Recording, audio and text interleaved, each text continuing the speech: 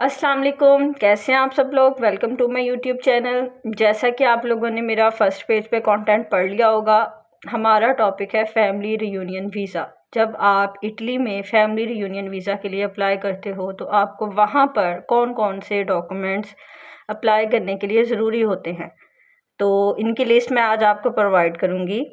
First जो है वो परमिट ऑफ स्टे है, मतलब आप वहाँ पर कितने अरसे से रह रहे हैं, आपके पास पीआर वहाँ की है, अगर है तो फिर उसकी जो कॉपी है वो आपको चाहिए होगी। आपका जो घर है, हाउस ऑफ रेंट जो है वो अगर आपके पास रेंट पे है तो उसका कॉन्ट्रैक्ट, और अगर आपके पास अपना है तो फिर उसकी भी डॉक्यूमेंटेशन आपको रिक्वायर होगी। और आपकी जो उसकी जो डॉक्यूमेंट की जो सर्टिफिकेट है वो भी चाहिए होगा। सर्टिफिकेट आपकी जो आइडेंटिटी है, मतलब आपका जैसे पाकिस्तान में CNIC होता है, आपका आइडेंटिटी कार्ड वो चाहिए होगा। ऑफ़र लेटर ये सबसे इम्पॉर्टेंट है, जैसे कि रिक्वायरमेंट है कि आपने अगर अपनी बीवी या बच्चों को बुलाना है उस हिसाब से आपकी इनकम कैलकुलेट होती है पूरे साल की, और वो आपको चाहिए होती है। और उस इनकम का आपने प्रूफ भी देना होता है। वो आप जहाँ पर काम करते हैं वो आपको आपकी ईयरली इनकम का प्रूफ देते हैं, एक डॉक्यूमेंट इशू करते हैं, वो आपको चाहिए होगा। और फिर आपकी जो है जो आपकी वाइफ़ है जिसको आप बुला रहे हैं उसकी पासपोर्ट की कॉपी चाहिए होगी। और अगर आपका कोई बच्चा है, ठीक है, आप उसको भी बुलाना चाह रहे हैं, उसकी भी पासपोर्ट की कॉपी चाहिए होगी, ठीक है। फिर आपको नेक्स्ट चाहिए है फिस्काले कॉपी।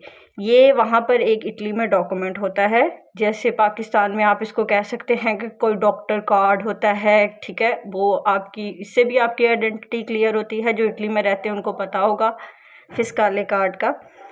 फिर आपका जो मैरिज सर्टिफिकेट है वो आपको चाहिए होगा, वो ट्रांसलेटेड भी होना चाहिए, रजिस्टर्ड भी होना चाहिए, ठीक है। आपका जो नादरा है, आपकी जो यूनियन काउंसिल है वहाँ से रजिस्टर्ड भी हो, और उसकी जो है ट्रांसलेशन भी हुई हो, ठीक है।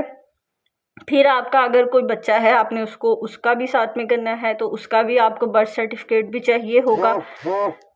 इसके अलावा डॉक्यूमेंट जो है, अगर आपका घर अपना है, ठीक है, वो डॉक्यूमेंट अगर आपका अपना नहीं है, आपने रेंट पर लिया हुआ है, तो जो आपका लैंडलॉर्ड है आपने उससे अपना वो डॉक्यूमेंट जो है वो इशू करवाना है। वो आपको एक पेज देगा उस जो प्रॉपर्टी है उसके कि आपने उससे ये घर रेंट पे लिया हुआ है, और फिर उस लैंडलॉर्ड की कार्ड भी आपके पास होना चाहिए जिसका वो घर है, ठीक है।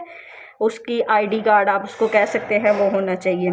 इसके बाद एक 16 यूरो की स्टैम्प होती है, उसको इटली में कहते हैं मराका दा बोलो।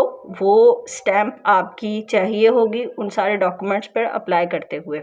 तो ये सारे डॉक्यूमेंट की तफसील है, आप नीचे इसकी सारी डिटेल्स भी पड़ी होंगी, मैं आपको ये सारी डिटेल्स दे दूँगी नंबर वाइज, आप वहाँ से कॉपी कर सकते हैं।